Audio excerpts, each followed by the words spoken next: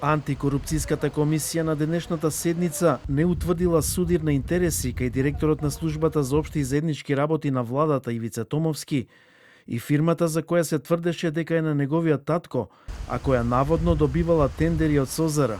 Постапката што ја водеше Државната комисија за спречување на корупцијата е запрена. Во минатото постоела поврзаност на членови на семејството на актуелниот директор со тоа трговско друштво.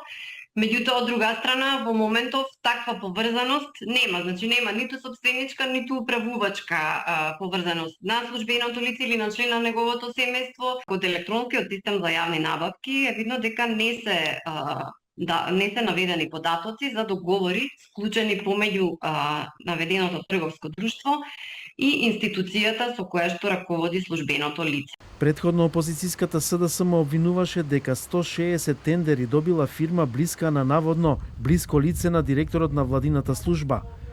Томовски ги отфрли обвинувањата и велеше дека никој од неговото потесно семејство нема сопствеништво во компанијата, посочена од опозицијската партија.